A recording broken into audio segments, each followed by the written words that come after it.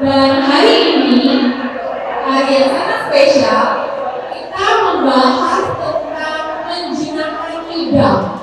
Wow, ladies banget ya acaranya menjinakkan lidah. Sampai kata Lili, ini kayaknya susah banget ya kali ini ya temanya. Tapi spesialnya lagi, narasumber kita bukan dari Surabaya, tapi dari Jakarta. Tamu spesial kita, mari kita sambut Pastor Markus Simanjuntak. Oke, selamat pagi Pak Markus. Selamat pagi, Selamat datang para ladies hari ini dengan suasana yang santai. Kita ngopi, kita nyemek, tapi kita membahas sesuatu yang berisi ya. Dan slogan kita Pak Markus, ini seruput kopi, seruput firman. Seteguh kopi, seteguh firman. Ngomong-ngomong Pak Markus sudah ada kopi belum ini? Oh enggak, sudah kopinya enak. Oh. Kopi Indonesia. Kopi kita dari kopi Indonesia loh. Oh, thank you. Kata ini Pak Markus, jadi kopi Indonesia kita full ya, acara Bible and Show. Ya. Pak Markus saya mau berbagi kopinya supaya kita ngobrol lebih santai. Oh iya, boleh. Boleh ya? Kopi hitam ya? Oh, Americano atau ice. Oh. Aduh, saya juga merangkap jadi server ya. Boleh dibantu ya, Kak? Ya, Thank you, Pak. kita seperti aja, Pak. Jadi, Edis, silahkan duduk. Jadi kita bisa memulai acara kita masing-masing supaya kita lebih kusuk dan sama-sama menikmati sharing kita kali ini. Pak Markus, ini seperti tadi yang saya bilang ya, hari ini tuh tema kita tuh berat banget buat wanita. Teman-teman kita ini kopinya. Oh gitu ya. Ternyata pendidikan kita ini juga kesusahan buat setiap orang ya Pak Markus. Iya, bocor mulut itu ada yang bocor besar, ada yang bocor halus tapi lili. Halus, waduh. Ya, semua orang punya masalah yang sama. Jadi kita normal ya ibu ya. Cuma yang kita yang namanya cerewet itu ya perempuan. Nah itu Pak Markus, itu perempuan ya.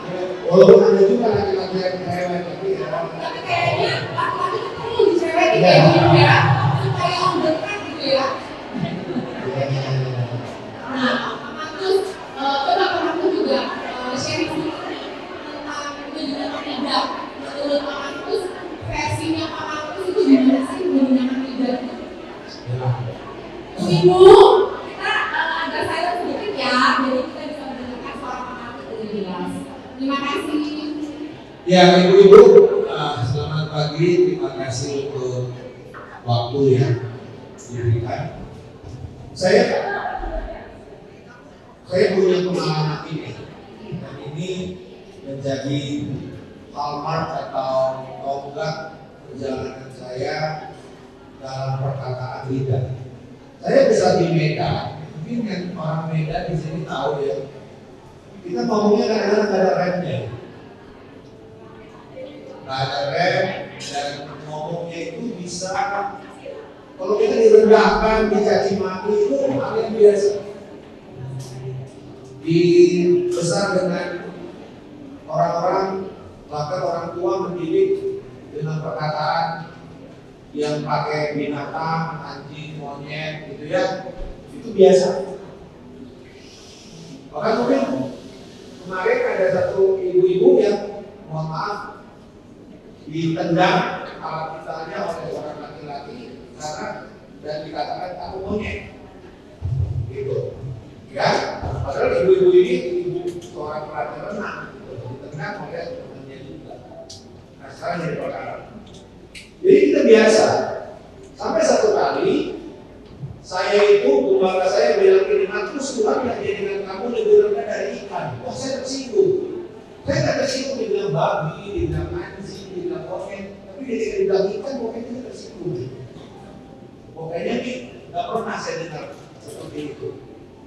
Lalu dari situ saya mulai menyadari.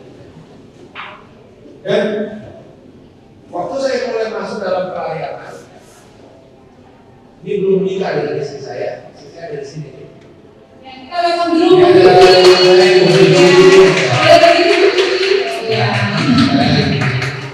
Ya. Jadi saya gelisah karena ini banyak orang-orang protes saya, kok Markus ini mau menjadi hamba Tuhan dari pendeta, tapi kok ngomongnya kayak bocor mulut. Waduh, jadi saya nggak enak. Lalu akhirnya saya mengambil kesempatan 40 hari saya puasa. Wah benar, 40 hari saya puasa. Saya berdoa, Tuhan, tolong Tuhan.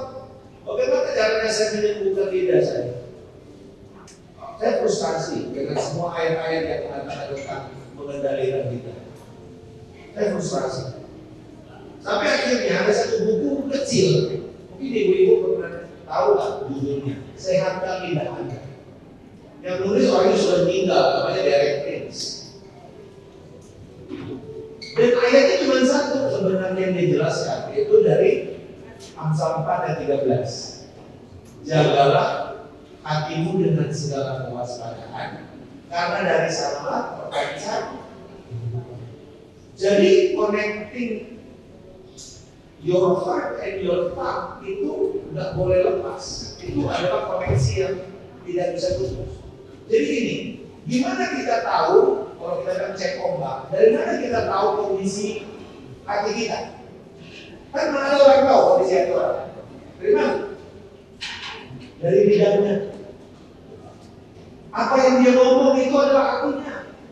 Itu luapan hati. Dan Yesus berkata, dari kelimpahan hatimu ini kamu akan keluar itu. Sejak ayat itu, saya lalu berdoa begini, Tuhan, aku tidak bisa kendalikan bibir mulut. Karena ada ayat yang mengatakan berjaga-jaga di bibirku. Tapi apa yang saya mulai lakukan? Setiap hari doa saya pada waktu bangun sampai sekarang. Saya bangun pagi, saya bersyukur untuk Tuhan dan kehidupan dan kasih sayang. Yang kedua, aku bersyukur Tuhan, Rohmu memenuhi hatiku. Dan dari situ saya percaya Tuhan akan memenuhi mulut saya dengan perkataan-perkataan kehidupan. Sejak itu saya nggak tahu, karena ternyata Tuhan kasih saya satu masuk pelayanan dalam pelayanan profetik, juga orang yang menyampaikan firman, menyampaikan pesan-pesan Tuhan. Dan buat saya, oh ini loh yang 29 tahun yang lalu Tuhan kerjakan dalam hati saya, itu berdampak kepada perjalanan pelayanan saya. Itu loh ya.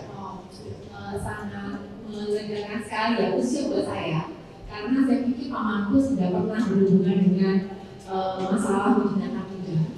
Ternyata seorang Pak Markus sekalipun yang membuat profilnya sangat tajam juga pernah mengalami. Dan kalau saya dengar dari cerita Pak Markus tadi itu seperti kita kembalikan lagi ke firman Tuhan segala sesuatunya. Dan segala sesuatu yang diasumsikan orang itu bukan kayak Pak Markus ya. Jadi seperti kita masuk ke ayat, masuk kotor, lain-lain.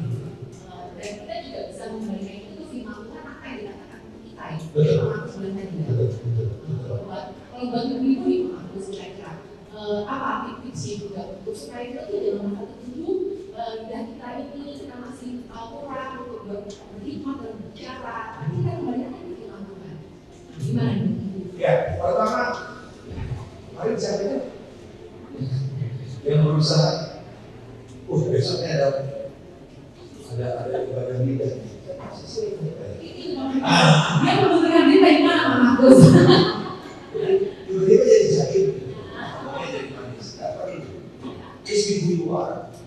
Jadilah seperti ada apa ada. Memang kalau ada orangnya ceria, ya nggak apa-apa. Nah, yang penting begini. Pertama kita sadar dulu ya kan di dalam bahwa perkataan kita ini akan dihakimi Tuhan. Ya, perkataan kita akan dihakimi Tuhan. Kalau di Alkitab dipakai itu perkataan gegabah. Perkataan gegabah itu apa? Nah dipikirin. Seringkali betul kan dari hati keluar ke mulut, tidak lewat ini. Dan disaring di pikiran. Nah, itu akan kita pertanggungjawabkan. Sebenarnya gini pada wanita ya, ibu-ibu, Anda adalah arsitek masa depan anak-anakmu. Dan namanya arsitek itu apa? Dari perencanaan, blueprint sampai bisa dibangun, itu adalah pekerjaan ibu, bukan pekerjaan si bapak. The architect of the future itu datangnya dari ibu. Dari mana? Pertama pasti dari tangannya, perawat. Tapi dari apanya? Perkataannya. Perkataan yang menghidupkan. Dan dimulai dari mana? Kita punya kesempatan lebih jauh, yaitu dari mulai anak itu sejak dari kandungan. Sudah dibicarakan. Jadi Dina ya, bicara kepada bayinya. Karena yang pertama berfungsi dari indera manusia di kandungan itu telinga. Ya, dan yang terakhir mati dalam hidup manusia itu telinga juga. Makanya orang di ICU matanya udah nggak bisa respon segala macam, apa yang bisa respon ininya? Saudara berdoa, saudara memperkatakan firman, yang kasih pujian, itu berbicara kepada orang itu. Jadi kalau di muslim, anak lahir langsung diazani, dibacain firman. Bagaimana kita mendidik anak kita setiap hari kita shower, dan Tuhan memberi kemampuan perempuan itu 2 kali lipat ngomong daripada suaminya. Ya, yang mengatakan laki-laki ngomongnya 12.500, perempuan 25.000. Lalu si pria udah ngabisin 8 jam di luar, sampai di rumah disutuni dia. Kamu ngomong, sementara si ibu ngomong sama anaknya 8 jam bahasa aiu, amigo yang bahasa bayi, dia masih punya lagi kemampuan bicara kepada suaminya, tapi suaminya udah habis energinya. Nah akhirnya kesel dia, lempar semua kekesalannya pada suami. Akhirnya si suami pun terbentuk dari perkataan istrinya. Jadi kemampuan istrinya hebat sebenarnya berbicara. Memang benar loh, buat kasih saudara itu hebat kemampuan berbicara. Nah, you will determine the future of your children. Perkataannya benar dan hidup. Tetapi juga kita harus hati-hati dengan ini. Ya, perkataan kita dikatakan must be seasoned with salt. Apa maksudnya Pak? Dibumbui dengan garam perjanjian. Ini artinya perkataan kita itu harus berbicara, memberi anugerah kepada orang. Sekalipun orang itu salah loh, ditegur ya. Jangan serat apa ini? Pribadinya, dasarnya kamu ya, orang Batak. Suaminya tak berubah lah ya Bu. Memang Batak dia dari mana? Memang dia pilih dia orang Batak? Enggak. Dia pilih jadi yang nomor 1? Enggak. Memang kamu anak bungsu ya, manja banget. Memang dia pilih jadi anak bungsu? Apa yang tidak bisa dirubah, jangan diserang. Jangan diserang. Yang diserang itu apanya? Apa yang bisa dirubah? Betul karakternya. Kepribadiannya bisa nggak? Bisa di-upgrade. Itu. Jadi itu yang kita mesti supaya anak-anak itu tahu tidak menyerang dengan dirinya yang tidak bisa dirubah olehnya. Ya. Jadi perkataan kita haruslah datangnya dari firman dulu. Saya senang ya ibu-ibu di sini belajar firman. Ini bukan cuma ngisi iseng-iseng karena anaknya dulu sekolah gitu ya. Tapi lebih bagus daripada gibahan di luar sana. Ya, jadi lebih bagus kita bicara firman di sini. Kenapa ini? Karena waktu hati kita penuh dengan firman, perkataan kita itu akan penuh dengan janji. Perjanjian Allah yang kekal. Dan perkataan itulah yang begitu. Ini ya, saya mau satu sekali. Saya istri saya ini ditinggal maminya umur 49 tahun. Mami mendadak, 24 jam meninggal. Maminya, jadi saya tak pernah kenal ibu mertua saya apa dulu. Tapi dari kisah saya, dari seperempat mertua saya, mama mertua saya, mertua ini jago masak, jago jahit, bisa bikin gaun pengantin, macam-macam. very skillful. Belanda pula lagi. Maksudnya pendidikan Belanda masih sama Belanda, jadi apa namanya itu kalau bikin baju itu dia punya modelnya itu, ya, apa namanya patronnya itu masih patron Belanda. Itu orang susah itu bikinnya. Nah, meninggal istri saya jadi bakers. Yang kerjanya kita tahu bakers bagaimana sudah lihat. Waktu menikah sama saya, sementara saya ini mama saya dilakuin Markus. Mama punya anak 4 laki atau perempuan. Semua harus bisa masak. Minimal kamu bisa tempat nasi goreng, masak air enggak kosong. Ada ternyata orang rebus air kosong. Ya, kosong habis airnya. Habis kakaknya istri saya itu rebus air pertama kosong. Habis airnya. Nah, jadi kita minimal tahu lah masak-masak apa gitu, masak darurat. Jadi waktu saya menikah sama istri saya, dia berusaha masak. Saya bilang begini, ini kalau bikin cabenya berapa? Bawangnya kurang. Akhirnya istri saya marah. Apa artinya? Saya kritik masakannya. Nah, perempuan kan tidak boleh 3 kali ini dikritik dalam hidupnya.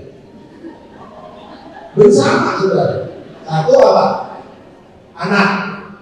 Coba saudara kritik anak-anak saudara. Keluarkan tanggung saudara. Yang kedua, apa yang kalau dikritik? Rumahnya. Tapi rumah seseorang itu ketahuan dari istrinya. Bagaimana mengatur rumah itu istrinya itu. Because the wife is the queen of the house. Yang ketiga, masakan. Coba kalau salah masakan, habis. Kenapa? Karena ibu-ibu melakukan seperti firman Tuhan, melakukan dengan senang hati, dengan senang jiwa, dengan senang akal budi, dengan senang kekuatannya. Jadi the whole life of the wife itu kelihatan dari hasil masakannya. Jadi kalau masakannya yang diserang, bukan pekerjaannya itu, dirinya yang sedang diserang. Jadi waktu saya begitu, istri saya ngamuk. Habis ngamuk apa? Saya nggak dikasih makanan. Akhirnya saya masak sendiri Indomie. Jadi saya belajar. Terus kemudian saya minta nasihat sama kembara. Dia bilang, Markus, orang itu tidak ada yang bisa berhasil dari dikonsumsi, dikritik, diserang, dituduh, didakwa. Bangun. Akhirnya saya bilang, kamu perlu apa? Jadi saya invest orang di aku, di apa, gitu ya.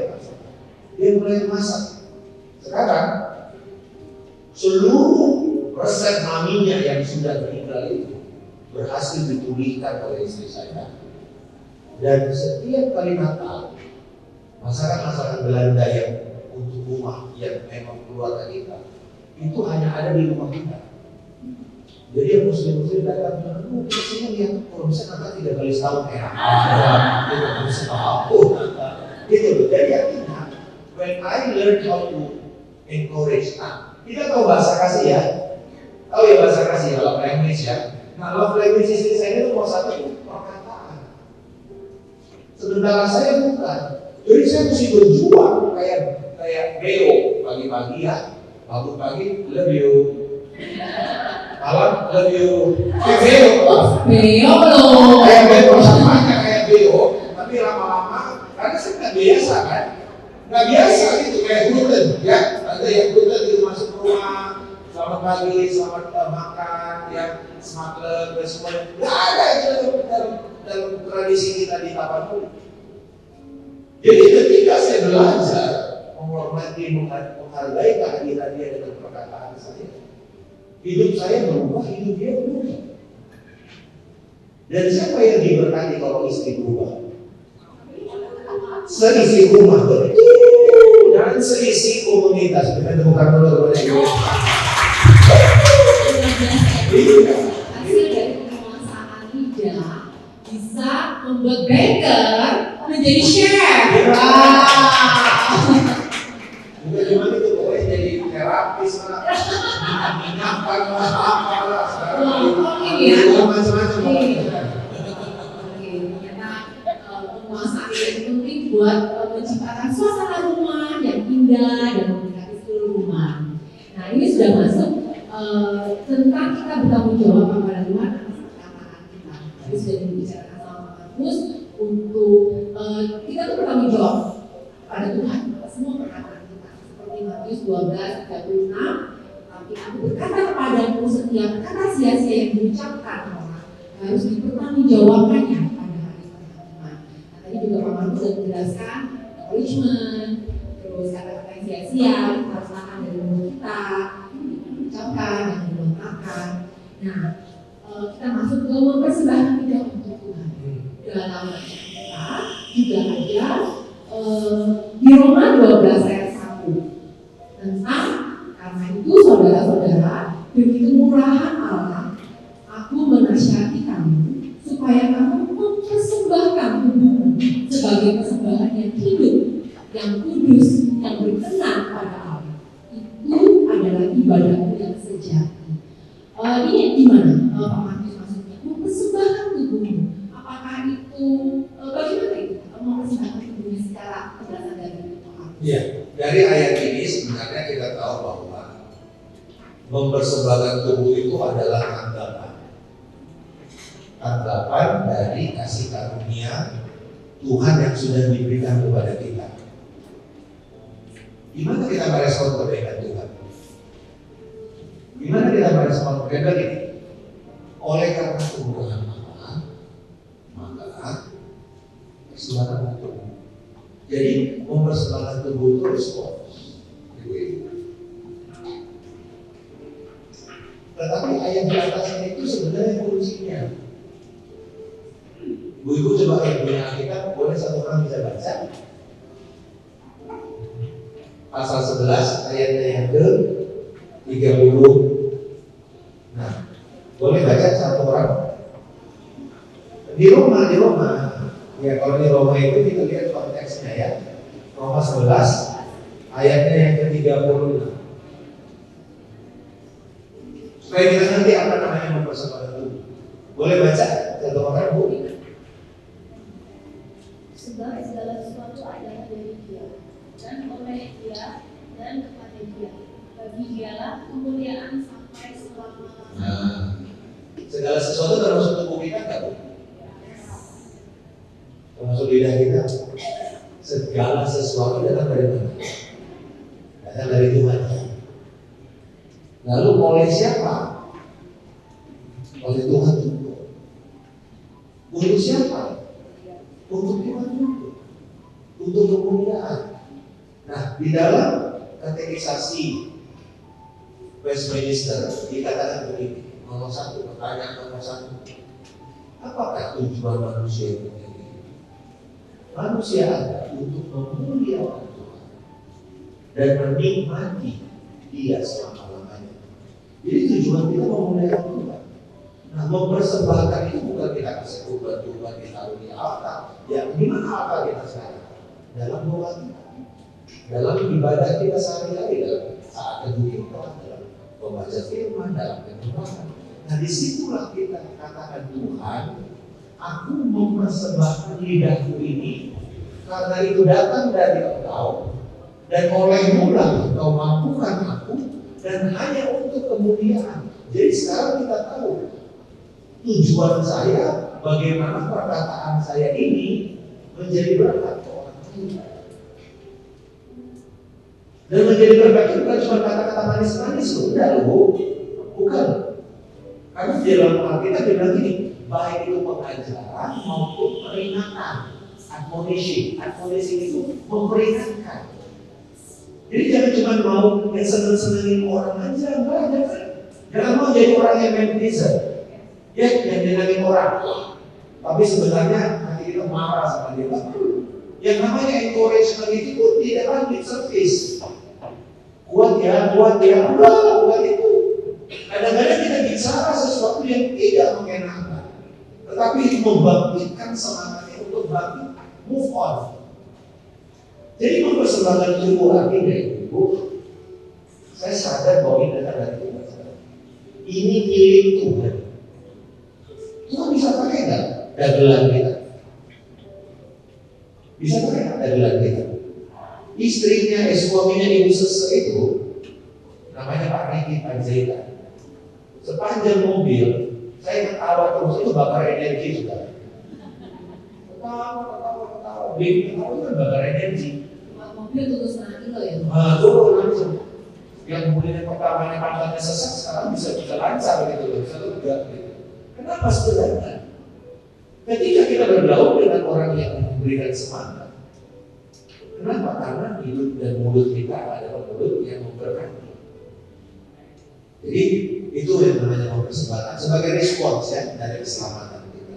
Mempersembahkan hidup kita itu adalah meresponi kasih karunia Tuhan. Ya, betul. Dan mempersembahkan hidup kita sebagai akar dari seluruh persembahan kita sama Tuhan. Mulut kita, perkataan kita, perbuatan kita. Jadi membantu itu suatu hal yang new, yang baru buat kita, pencerahan yang baru buat kita. Bahwa mempersembahkan itu bukan korban, tapi seperti kita mengembalikan semua itu karena kasih karunia Tuhan besar. Dia manusia. Nah, ini mungkin tambahan sedikit ini. Karena kan di dalam Yesaya 6 itu Nabi ini ketika berhadapan dengan Tuhan, apa yang pertama dilihat? Kalau kita di hadapan Tuhan ya, bertemu dan berjumpa dengan Tuhan, yang pertama Tuhan deal itu selain hati kita itu adalah mulut kita. Mulut kita, langsung mulut kita, bukan mata kita, bukan telinga kita, bukan otak kita, bukan kepintaran kita, ini dulu yang deal dengan Tuhan. Jadi jangan takut, dan ini didilnya setiap hari sama Tuhan. Jadi hati dan lidah kita di setiap hari ini Tuhan akan deal. Makanya tiap hari persembahkan ini pun dua-dua ini kepada Tuhan. Kalau ini beres, percaya deh, yang lain semuanya masih beres. Ikut semuanya. Ini tuh kayak setir. Kan di dalam Yakobus bilang apa setir kapal? Diumpamakan seperti lidah kita seperti setir kapal kan? Ibu-ibu lihat nggak setir kapal kalau naik kapal besar gitu? Nggak pernah kan? Saya 5 tahun di sekolah penerbangan. Setir kapal itu, setir pesawat itu mempengaruhi. Saya belok kiri, belok kanan, naik tarik, semua pengaruh. Ibu-ibu nggak lihat kan? Setirnya kecil. Radar itu kalau di kapal itu di belakangnya itu yang diputar. Jadi makin besar, kadang-kadang nggak kelihatan, tapi ini justru memberi pengaruh arah dan tujuan kita. Jadi ibu, ini dulu yang disehatkan. Gitu. Tadi menyambung bicara apa Nabi saja itu masih najis kita. Yesaya. Nah, maksudnya apa itu najis kita? Karena dia sudah menjadi nabi. iya, karena dia gini, kalau nabi itu fungsinya pertama juga menjadi penyambung lidah. Kata nabi artinya penyambung lidah. Nabi ini itu artinya di oracle sobat, penyambung lidah dari Tuhan. Makanya Bapak proklamator kita dikatakan penyambung lidah rakyat. Jadi dia berbicara atas nama Tuhan. Itu Nabi. Tapi Nabi Yesaya perjumpaannya pertama sekali itu bukan langsung jadi Nabi dia, belum. Dia perjumpaannya untuk jadi Nabi itu dia sadar dulu, kamu ini kayak semua bangsa kamu. Bangsa kamu itu adalah bangsa yang sedang najis bibir. Hidupnya gak karu-karuan. Jadi orang Yahudi yang langsung menyembah Tuhan, tapi kamu menyembah berhala. Nah, lalu dia mengidentifikasi dirinya dengan dosa daripada kelompok itu. Nah, ibu-ibu, ini perhatikan baik-baik. Ibu-ibu kalau berdoa untuk keluargamu, jangan berdoa sambil memuliakan anakmu.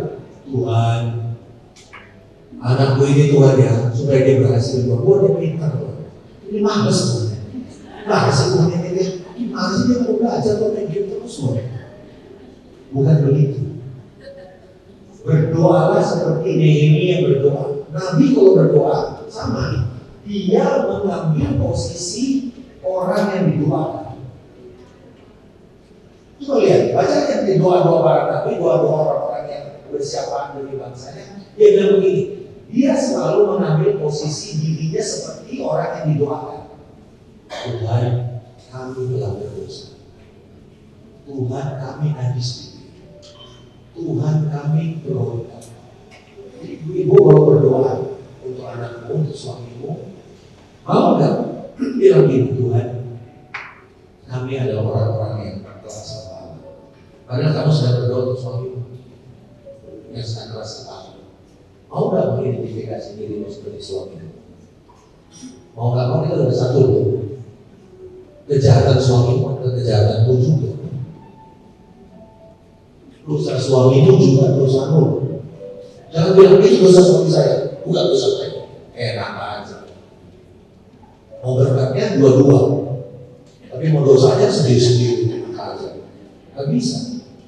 Makanya kita ambil itu sebagai satu identifikasi. Tuhan, kami ini malas. Kami cenderung mengabaikan keinginanmu dan memilih bermain-main. Tuhan ampuni kami. Nah, di situ mulai siapa waktu bergerak. Jadi itu caranya mengidentifikasi. Kenapa kami ngomongnya kayak? Oke, thank you Pak Markus. Nah, ini kita interaktif. Jadi siapa kira-kira ibu yang mau bertanya? Kita langsung kasih mic-nya. Ada ibu-ibu yang bisa bertanya, langsung mau bertanya. Ini bisa siapkan mic-nya. Oke, Bu Mimi. Ya, silakan. Langsung berdiri, Bu Mimi bisa berdiri ya. Thank you Bu Mimi. Langsung aja ya. Iya. Oh, suaranya bisa mantap.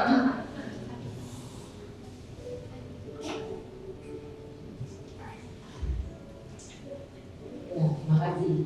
Ibu tadi kan dikatakan gini Pak, tidak semua hal perlu kita katakan jika itu tidak memberi dampak positif. Nah, ketika kita mengetahui nih suami misalnya melakukan hal yang kurang baik, dan kita kasih dia masukan seperti itu Pak, dan itu mungkin bisa sekali, 2 kali gitu kan. Nah, kedengarannya katanya ini mengkritik atau apa ya? Enggak tambah membuat banyak mengkritik gitu loh. Jadi gimana yang harus lakukan, saya lakukan supaya aku tidak dengan mengkritik gitu Pak. Makasih Pak. Juga kalau sama anak-anak Pak yang dewasa itu Pak. Sama aja. Makasih. Mau dari anak kecil, dari siapa? Thank you Bu Mimi. Terima kasih Bu Mimi. Ya. Apakah semua yang kita punya itu harus kita ungkapkan kepada Bu ya? Yang benar Pak. Yang benar. Oh iya benar Pak. Benar tahu. Tapi gini. Kita mengatakan perkataan yang tepat seperti menempatkan apel emas di tingkat perak. A tiny word. Kadang-kadang kita kasih kebenaran, ya.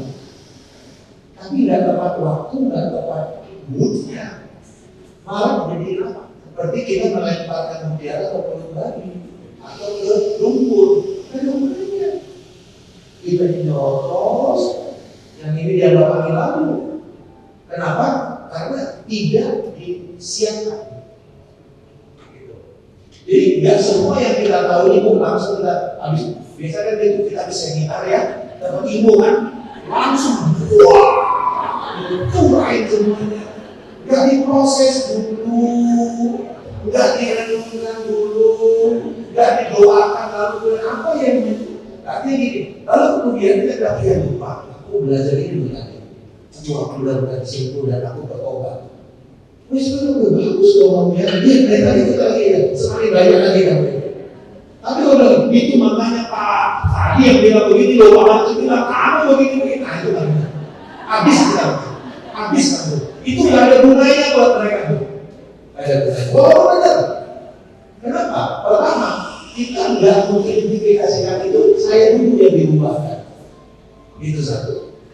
Nah yang kedua, nggak semua kita langsung bombardir, jangan jadi mitra liur. Kadang-kadang kita perlu kayak sniper satu kali ya, langsung menang. Yang kedua, suami jangan diinget-inget terus kesalahan. Itu pekerjaan si pendakwa loh. Kamu yang kemarin gini, nanti diulang lagi tuh, dia ceritain lagi. Karena ibu-ibu ini, ibu-ibu yang kalau jadi jaksa itu paling nomor 1. Kenapa? Kamu paling ingat semua fakta-fakta kesalahan suamimu, anakmu. Lalu kamu bungkus itu di kotak yang indah. tidak. Yang kapan-kapan berantem itu hari itu. Sementara suamimu udah ngomong banyak 2 jam yang lalu, lupa semuanya. Kamu kan ngomong gitu ya? Kamu ingat ya waktu 5 tahun yang lalu? Apa? Ya kira 5 tahun yang lalu. 1 jam yang lalu lupa ya apa yang ngomongin. Walaupun dia kasih korban. Kalau itu terhadap saya sama. Jadi gini, mengulang-ulang itu sebenarnya sama saja kita melepaskan pendakwaan. Dia udah tahu kalau dia salah, nggak perlu diperjelas.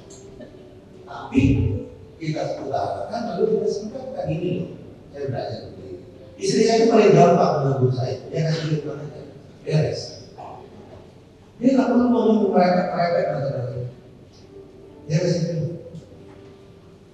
Buat saya itu aja, karena kita punya komitmen firman yang lebih tinggi daripada semua. Saya belajar berkali-kali. Oke, thank you Pak Markus dengan penjelasannya. Kira-kira jauh ya? Ya, dengan berarti juga selain benar juga harus tepat waktu dan sasaran. Ya. Tapi jangan prakaya tuh. Jangan prakaya ya. Itu waduh cerita tuh. Mereka prakaya suami istri. Karena salah konteks lagi yang mengikuti pada sembarangan. Itu udah salah. Ya. Oke, berikutnya, pertanyaan berikutnya. Oke, Ibu, biar berdiri Bu. Pertanyaan namanya Bu. Nama dan dari kelompok mana Bu? Selamat siang. Nama saya Lili dari kelompok pencabirnya Cik Yong. Saya mau menanyakan mengenai tadi yang tentang doa seorang nabi yang kalau berdoa itu mempersetarakan dirinya dengan orang yang sedang didoakan. Di dalam kitab Yeskiel 18 ayat 20, saya membacanya sebagai orang yang berbuat dosa itu yang harus mati. Anak tidak akan turut menanggung kesalahan ayahnya, dan ayah tidak akan turut menanggung kesalahan anaknya. Nah, tadi dijelaskan oleh Bapak bahwa kalau kita sebagai istri berdoa untuk anak-anak ataupun untuk suami, kita harus mempersetarakan diri bahwa itu kita sedang berdoa untuk mereka, tetapi kita sendiri pun ikut menanggung dosanya. Maksudnya dosa yang diperbuat oleh suami atau oleh anak itu diibaratkan juga yang kita perbuat. Nah, ini bagaimana versinya dengan kitab Yeskiel 18 ayat 20 ini Pak? Terima kasih. Ya, itu Yeskiel Bu. Ibu. Oke, terima kasih. Ini luar biasa. Ini jadi ini Bu ya. Ini sedikit pemahaman perjanjian lama. Orang Israel dulu kalau hukum Taurat itu Bu, kesalahan itu sampai 4 generasi. Jadi engkong ke bapak, ke kakek, ke ayah, ke anak, ke cucu. Itu harus ditanggung. Makanya ada istilah gini. Ayahnya mangga pahit atau mangga yang engkau, anaknya yang ngilu giginya. Artinya dampak daripada orang tua ke anak-anak. Di perjanjian lama dosa anak itu ditanggung, dosa ayah itu ditanggung oleh anak. Tetapi kemudian di dalam perjanjian baru dan Yeskiel itu kemudian begini, bahwa kamu tidak lagi anak berdosa ditanggung oleh anaknya. Gitu ya. Nanti itu ada perubahan message-nya itu. Nah, di sini Ibu jangan takut kalau kita berdoa Bu. Itu kita kayak gini, standing in the gap. Jadi misalnya ini misalnya si tante ya, tante sebagai manusia. Ini posisinya tuh kan. Kita berdoa siapa dalam Yeskiel dia bilang begini. Kita berdiri di antara dua celah, dua jurang. Saya menghubungkan tangan tante dengan tangan Allah. Lalu saya membuat mereka bisa ada lebih kuat. Jadi begini ya. Jadi saya menyatukan tangan tante dengan tangan Allah dalam doa. Dan Tuhan mengatakan begini. Kalau saya tidak temukan orang seperti ini, kata Tuhan, aku binasakan dari ini. Pentingnya kita berdoa. Dan ibu-ibu, panggilan ibu nomor 1 itu berdoa. Makanya kenapa mulut kita itu mesti beres. Karena itu you like it or not, you are the prayer intercessor to your husband and your family. Makanya kalau di gereja tertentu, ibu-ibu pernah dengar nggak? Tuhan berikanlah para istri-istri menjadi tiang doa bagi keluarganya. Tiang ini loh, kalau dia rombok semua bangunan. Nah, yang namanya mengidentifikasi itu, dosa orang itu kita ambil. Bukan kita ambil dosanya, Bu, tapi kita seperti datang, seperti orang ini tidak mau bersekutu, tidak mau bertobat. Saya yang mengatakan, Tuhan, kami berdosa. Ini pelayanan apa, Bu? Pelayanan imam. Imam itu kalau nabi mewakili Allah kepada umat, kalau imam mewakili umat kepada Allah.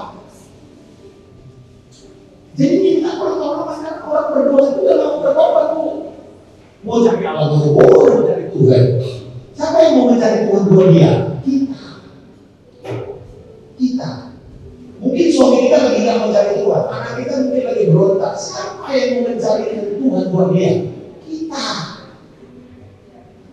John Knox sampai berdoa begini, Bu. Beri aku Skotlandia atau aku mati. Dan itu yang dilakukan oleh Esther di kitab Esther. Kalau aku mati, tapi demi bangsa. Bisa nggak ibu-ibu semua menyatakan doa yang sama? Tuhan, lebih baik aku mati daripada suami tak selamat. Ini doa yang serius, dan karena serius ini bukan dengar, bukan jawab. Bersediakah kita mempertaruhkan nyawa kita demi orang yang kita doakan? Para berdoa siapa mati konsep ini, karena dia akan bersedia mati. Kalau dia dijepit, kan itu resiko lagi katakan. Kalau dia dijepit, mati. Tetapi Tuhan mengatakan bahwa aku enggak ketemu orang kayak gini, seluruh kota Surabaya tak binasa. Makanya ibu-ibu, saya pesan, kalau ada kesempatan kita dipanggil untuk berdoa buat kota, daftarkan diri. Daftarkan diri, benar. Yang Mama sekarang saya mau iklan. Di sini tuh setiap Rabu ada doa shine. Ya, jadi bisa bergabung bersama-sama kita untuk berdoa syafaat untuk gereja, untuk kota, bahkan untuk bangsa kita. Ya. Jadi ini aku saya tuh suka iklan di sini, mengundang ibu-ibu join doa kita setiap Rabu. Jadi nanti kita infokan lagi untuk doa shine karena memang doa itu adalah dasar buat kita bangun pelayanan, bahkan untuk melayani orang kita bisa support keluarga kita. Oke, satu pertanyaan lagi dari Ibu Ratna. Oh iya, Selasa ada doa, thank you Ibu Ratna. Ada doa malam, dan Sabtu ada doa pagi. Nah, saya katakan lagi berapa satu. Oke. Habis ini langsung minum di kopi Indonesia. Kita akan menjelasin kopi Indonesia. Ikannya berbulan-bulan ya. Endorse. Oke, ada pertanyaan lagi. Thank you Pak Markus untuk jawaban doktrinanya yang sudah membukakan kita lagi untuk pengertian-pengertian kita dari perjanjian lama dan perjanjian baru. Thank you. Ada pertanyaan lagi dari sayap kiri. Sayap kiri teman-teman yang menyimak langsung duduk semua oleh tanyain.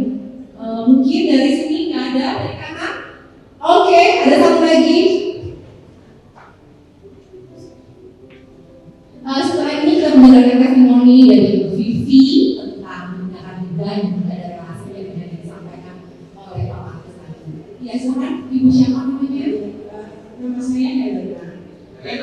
Iya, yang mau saya tanyakan adalah misalnya dalam kita sehari-hari kita semua kan ada berlatih untuk mencintai kita. Nah, pada saat kita melakukan kesalahan, ternyata disalah. Ibu bisa lihat nggak kayaknya frekuensinya putus. Akan berani ya? Ada musik. Kalau misalnya secara praktikal dan kehidupan kita sehari-hari, kita semua kan lagi berlatih untuk menjinakkan lidah kita. Nah, pada saat ternyata kita melakukan kesalahan, kemudian kita sudah diingatkan oleh Roh Kudus, dan kita sadar, oh iya, ini aku lagi salah, nggak boleh lanjutin lagi. Tapi kita kadang-kadang ya Pak Markus, harus ngomong apa untuk berubah? Masa dari singa yang keluar tiba-tiba jadi domba, semua kan nggak mungkin. Nah mungkin tips apa yang bisa kita lakukan pada saat kejadian seperti itu? Masih bagus singa udah berserigala. Ini Bu Helena, semua kita pasti pernah slip of tongue. Kita pasti menyakitkan orang. Nah, pada waktu kita salah, kalau saya pertama jawabannya yang saya lakukan, saya diam. Langsung saya diam. Saya nggak lanjutin lagi, karena banyak perkataan, banyak kesalahan lagi. Saya diam. Sampai satu kali istri saya bilang begini, waktu itu kita tinggal di Serpong, kerja di Jakarta. Itu macet, sekarang lebih macet, dulu lebih super macet. Saya terus saja kontak sama jalan lah, sama apa. Wah, istri saya itu paling kesal dengan orang tuh, nyinyir aja terus. Dia bilang begini, Markus, dia bilang, kalau kamu nggak bisa ngomong yang baik, diam aja. Saya nggak bisa diam. Setelah saya ngomong begini, ya udah berdoa. Saya berdoa konsentrasi ya susah. Ya kamu udah ngomong, kalau dikasih karunia berbahasa lidah, ya berbahasa lidah aja kamu. Kalau nggak bisa juga, ya putar aja kasih khotbah. Setengah jam belum ada dan baru berobat. Sejak itu Bu, saya belajar. Saya nggak terlalu suka nyanyi, dalam arti nggak saya nyanyi sendiri. Ini yang saya lakukan. Kalau saya udah mulai sepanjang dulu dan salah, saya mulai berkontrol setiap hari. Jadi gini Bu, jangan berlatih pada waktu ada kasus. Berlatihlah pada waktu tidak ada kasus. Caranya gimana? Lagi diam berlatih untuk kendalikan bibir kita, diam, nggak banyak ngomong, banyak berdoa, banyak persiapan, mikirin orang, kita doakan dia dulu. Tapi Pak Markus, kalau melihat seperti itu, biasanya kita tertarik dengan kasus ya, ibu-ibu ya. Kalau nggak ada kasus kita bisa aja tenang, santai, jamain, oke, good. Tapi setelah ada kasus, siapa yang ngomong nggak enak, suami yang nyuruh-nyuruh, anak yang rewel, komplit, baru kita tertarik. Nah, justru pada saat itu kita diuji ya Bu ya. Nah itu gimana tuh Pak Markus? Iya, jadi gini, kalau kita mempersiapkan diri, the battle itu hanyalah bukti bahwa kita bersiap atau tidak bersiap. Jadi kalau kita gampang teriritasi di waktu kasus itu karena kita tidak siap. Makanya orang selalu waspada kapan? Bukan pada waktu perang, sebelum perang. Berlatihnya lebih banyak sampai itu jadi muscle memory. Muscle memory ya, kita bilang kalau orang olahraga itu namanya memori otot-ototnya gitu. Sama tuh.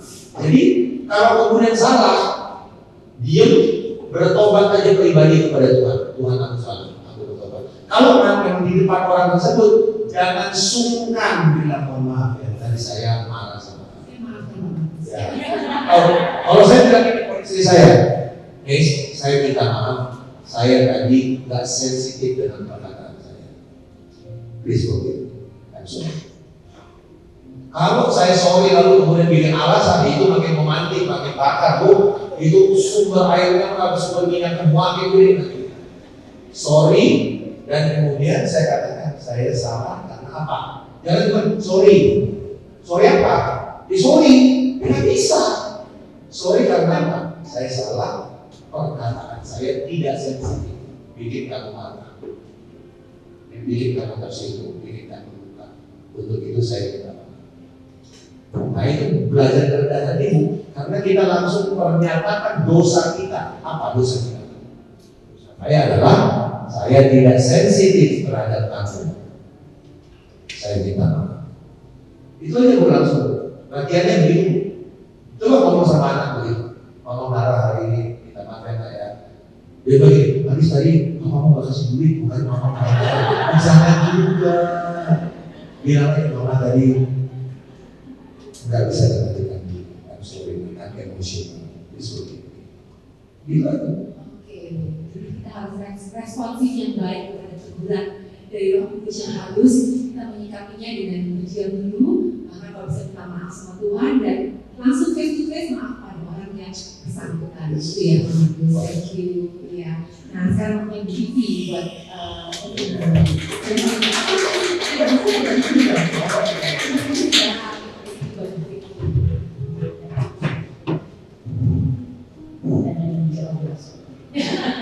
tapi jangan menjauh dari saya. Kita sudah mendengar dari Pak Markus bagaimana penjelasannya dan bagaimana dari diri sendiri untuk tentang berbicara lidah. Kita akan juga mempelajari lidahnya kadang tajam, kadang tumpul, kadang tajam lagi. Iya. Kalau saya sendiri saya belajar untuk mendisiplinkan lidah saya untuk berkata-kata. Jadi pertama yang saya harus selalu membenarkan adalah hati.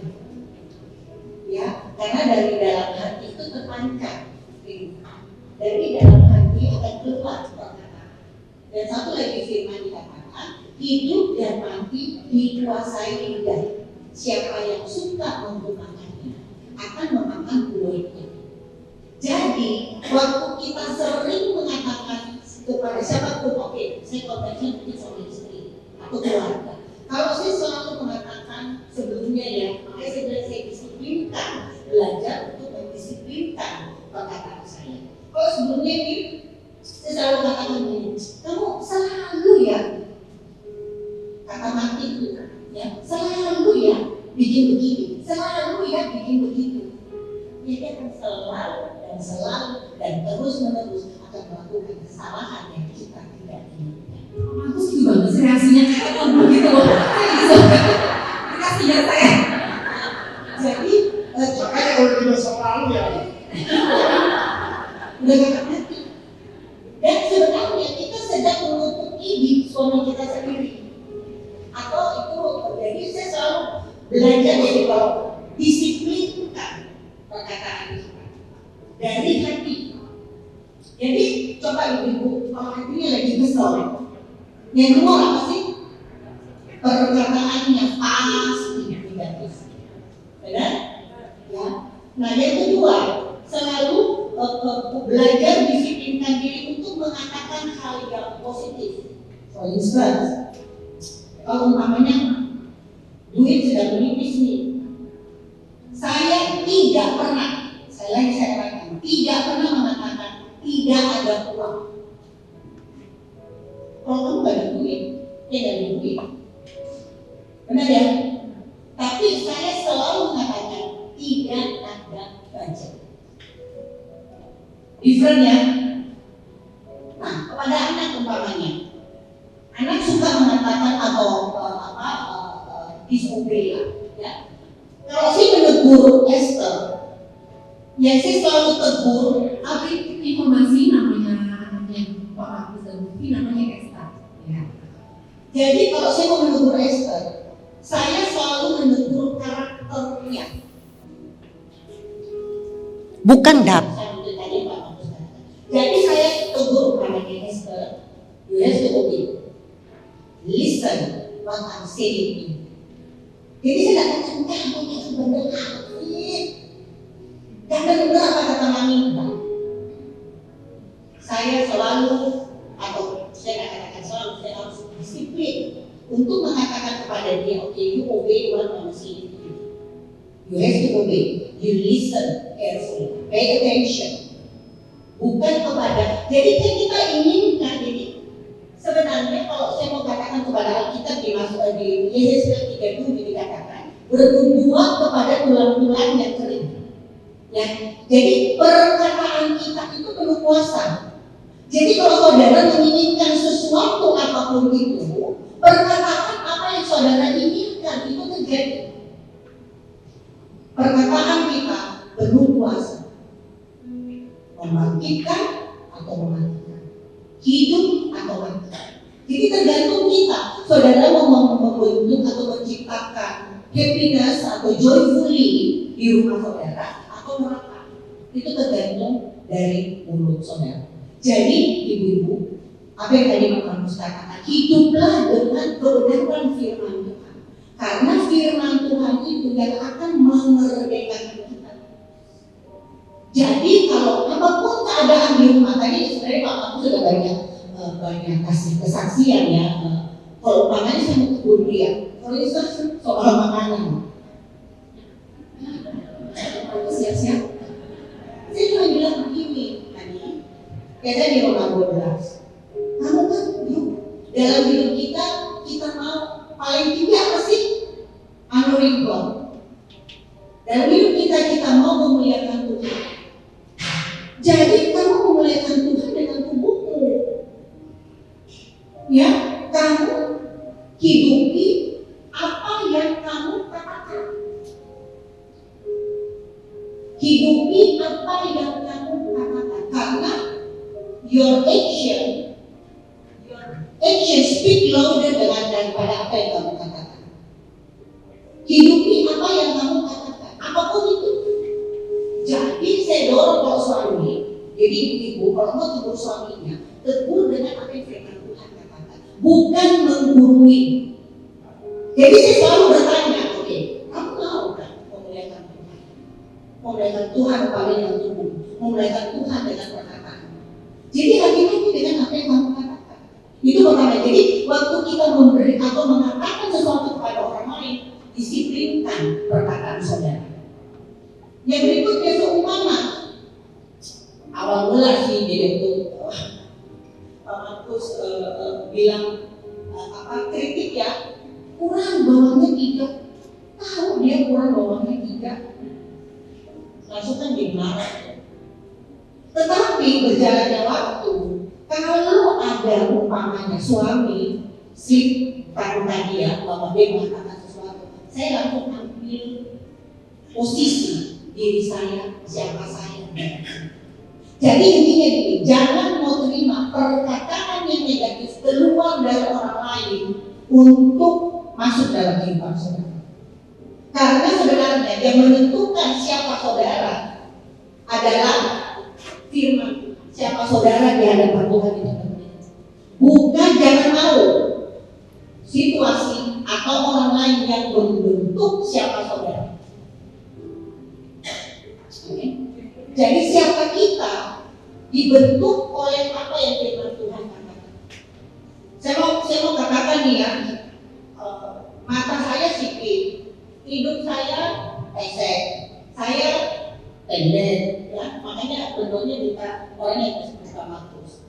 Tetapi kenapa saya confident? Karena apa yang firman Tuhan katakan, Tuhan menciptakan saya adalah sungguh dahsyat ajaib apa yang Tuhan sudah perbuat. Jadi ambil setiap firman Tuhan, siapa saudara itu yang membentuk saudara, bukan apa kata orang yang membentuk saudara. Firman Tuhan yang harusnya membentuk saudara. Demikian juga waktu saudara menginginkan suami saudara lebih baik dan lebih baik, katakan. Atau yang tadi Bapak Markus katakan di dalam doa saudara. Jadi ibu kita harus penuh dengan firman Tuhan. Amin. Bangun kehidupan saudara dengan kebenaran. Jadi tadi disini perkataan yang mulia ini, yang kedua adalah kita juga harus memilih perkataan yang kita serap, yang kita masukkan, bukan dari perkataan orang yang butuh dari diri kita, tapi dari apa kata Tuhan untuk kita mengalami firman. Thank you Bu Vivi. Nah ini suatu hal kolaborasi yang sangat jarang terjadi di Surabaya, Indonesia. Ada Pak Markus dan Bu Vivi di sini. Kita satu kesempatan siapa yang mau bertanya untuk kedua pasangan yang luar biasa ini di sini. Kalau tidak kita akan tutup dengan satu konklusi dari Pak Markus dan Bu Vivi. Teman-teman kumpul loh ini. Jarang ada ini kesempatan ini. Ada yang mau bertanya? Mungkin Tuti yang perlu dengan pertanyaan dan Rizka, Rizka, monggo, ya boleh ya, boleh berdiri Bu Tuti, ini juga sama saya yang terbaik dan cantik. Thank you Bu Vivi, Pak Markus. Tadi kan pembahasannya kalau kita suami istri sudah satu value di ceritanya. Kalau berbeda value gimana? Satunya believer, satunya non-believer. Apa yang harus kita lakukan? Jadi ketemunya setahunnya satu belum percaya, satu sudah percaya. Nah, apa saya kembali kepada firman, kebenaran firmannya apa? Suamimu akan dimenangkan, ya, bukan dengan perkataan, tapi bagaimana kelakuan daripada istrinya, betapa saleh hidupnya.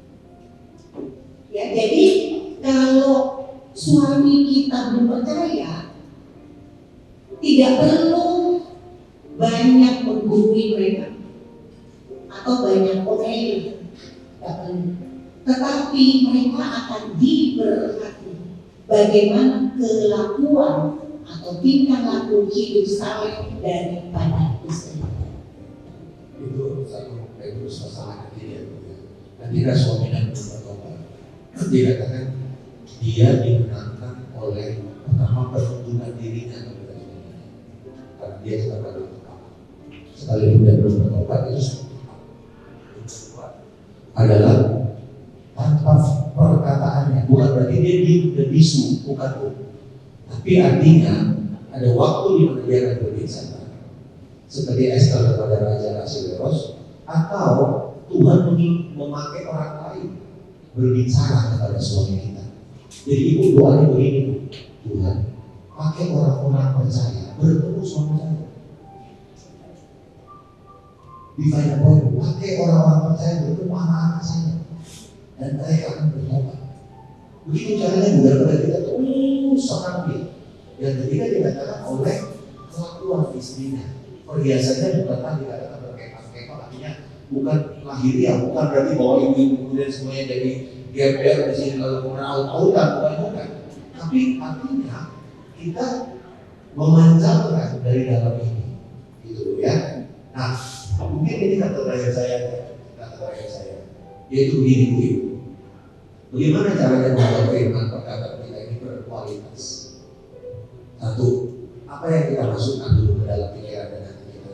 Makanya pertama firman. Saya beristighfar, saya baca firman dan baca buku-buku berkualitas.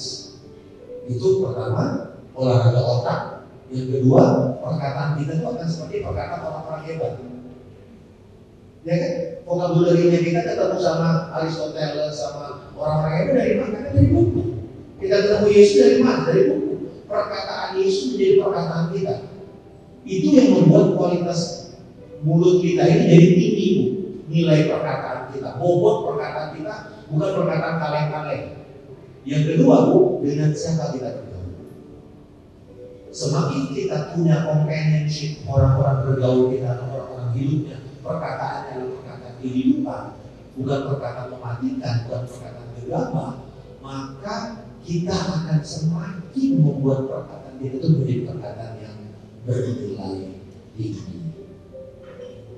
Jadi pemuridan itu menjadi penting, kayak gini itu penting, karena kita dikelilingi oleh orang-orang yang sudah melewati mungkin berbulan seperti itu. Belajar aja dari mereka.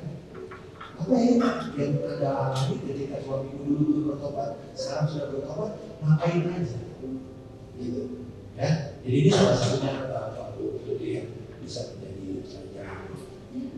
Boleh nambahkan satu tip ya, yang saya mau dorong kepada setiap ibu-ibu, fokus kepada hal yang baik dari pasangan saudara, dari teman-teman saudara, dari anak saudara. Jangan fokus kepada kelemahan mereka, tapi fokus kepada kekuatan mereka. Ya, karena kalau kita fokus kepada kekuatan itu yang akan bertumbuh. Dan kekuatan itu pada saat dia bertumbuh, itulah yang bisa memberkati orang lain. Bukan kepada negatif. Kalau negatif, kelemahan kita fokus kepada kelemahan kita. Cukup lama kita untuk berubah atau bertumbuh untuk bisa menjadi berkat. Jadi saya mendorong master your strength. Master your strength. Dan itu yang bisa memberkati kekuatan saudara, yang bisa memberkati kepada orang lain. Thank you Bu Vivi.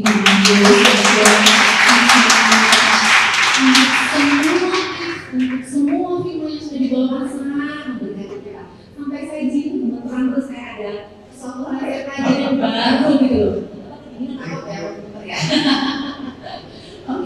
Jadi terima kasih sekali lagi Pak Markus, Bu Vivi, beliau-beliau ini rela untuk mengundurkan penerbangannya pulang ke Jakarta untuk kita loh di sini. Thank you sekali lagi.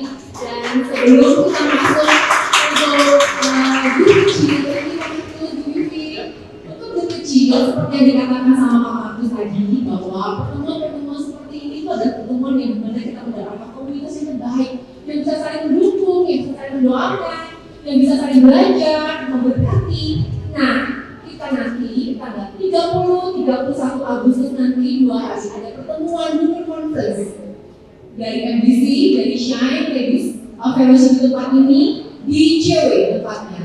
Nah, segera daftarkan di meja registrasi untuk mendapatkan tiketnya karena tempat sudah sangat terbatas. 30 Agustus sampai 31 Agustus 2 hari. Jadi jangan lewatkan. Dan hari ini ada persembahan di setiap meja, ada amplop-amplop yang bisa diisi untuk memberkati pekerjaan para leksi ini.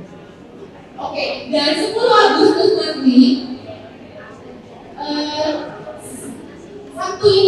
Sabtu ini ada seminar parenting di tempat ini. Jadi itu terbuka buat umum. Silahkan datang, tapi kalau bisa kita registrasi dulu, boleh registrasi di meja registrasi untuk seminar parenting. Karena seperti kita dengar tadi, kita adalah yang doa dan kita investasi untuk anak-anak kita. Bagaimana caranya supaya kita bisa berinvestasi untuk masa depan anak-anak kita? Kalau kita tidak tahu caranya, datang Sabtu nanti untuk mendengarkan dari sumber-sumber yang tepat untuk kita bisa berinvestasi di masa depan kita. Oke, thank you. Itu aja. Kita boleh masuk ke pembahasan dalam grup kecil. Ada pertanyaan di setiap meja, kita bisa bahas sama teman-teman satu meja. Selamat berfellowship teman-teman. Thank you.